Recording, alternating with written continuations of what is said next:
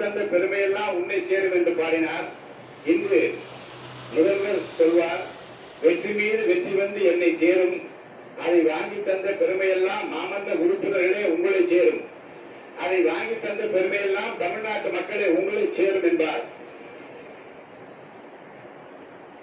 அமைதியாக ஒரு புரட்சியை, ஒரு வெற்றியை நிலைநாட்டி இருக்கிறார்.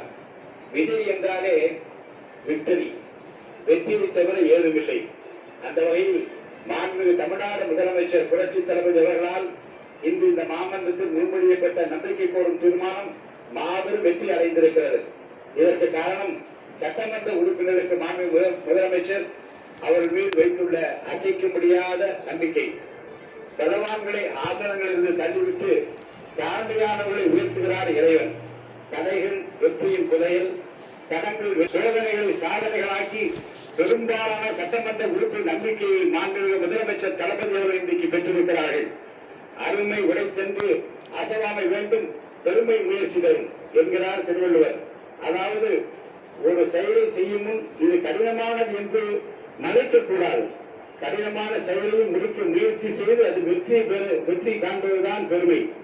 திருவள்ளுவரின் வாய்மொழி கேட்ப எதை கண்டு மறைக்காமல் பிறரை மறைக்க வைத்திருக்கிறார் மாண்புமிகு முதலமைச்சர் தளபதி அவர்கள்.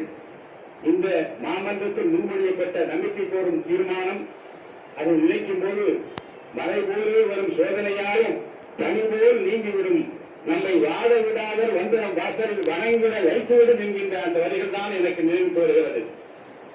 ஒன்றை நான் நினைத்து பார்க்கிறேன். ஆட்சி அதிகாரம் வருவதற்கு முன்னாலே தளபதி அவர்கள் ரசிகர் மன்றங்களை நடத்தினார், நற்பணிகள் பல செய்தார். பின்பு மக்கள் இயக்கம் கண்டார். தனது ரசிகர் மன்றம் மூலமாக காலை உணவளித்தார், ரொட்டியும் பாலும் கொடுத்தார், ஏழைகளுக்கு உதவினார், ஏழைகளின் கண்ணீரை பிடித்தார், படிப்பதற்கு உதவினார். படித்தோர், ஏழைகள், இல்லாதார், இருப்போர் எல்லோரையும் அரவணைத்தார் தன் ரசிகர் மன்றங்களின் மூலமாக, மக்கள் இயக்கத்தின் மூலமாக. அன்று அவர் செய்த தான தர்மங்கள் தான், அன்று அவர் செய்த தர்மம் தான் இன்றைக்கு அவரை வெற்றி பெற வைத்திருக்கிறது. தர்மம் தலைகாக்கும் என்பதை இந்த நாட்டுக்கு உணர்த்தி இருக்கிறது. மாண்புமிகு முதலமைச்சர் அவர்கள் பெற்றிருக்கிற இந்த வரலாற்று சிறப்பு மிக்க இந்த வெற்றி கழிப்பில் நான் என்னையும் பங்குபடுத்திக் கொள்கிறேன். வரலாற்று படிப்பது முக்கியமல்ல, வரலாறு படைக்க வேண்டும். பிறர் தடம் பார்த்து நடப்பது முக்கியமல்ல, நானும் தடம் பதிக்க வேண்டும். பிறர் உயரத்தை அண்ணாந்து பார்த்து ஆச்சரியப்படுவது முக்கியமல்ல, நமது உயரத்தை பிறர் பார்க்கும்படி வாழ வேண்டும். உயிரோடு வாழ்வது மட்டும் முக்கியமல்ல, உயர்வோடு வாழ வேண்டும் என்பதற்கு இலக்கணமாக மாண்புமிகு முதலமைச்சர் புரட்சி தளபதி அவர்கள் விளங்கிக் கொண்டிருக்கிறார்கள். இந்த ஆட்சி 5 ஆண்டு காலம்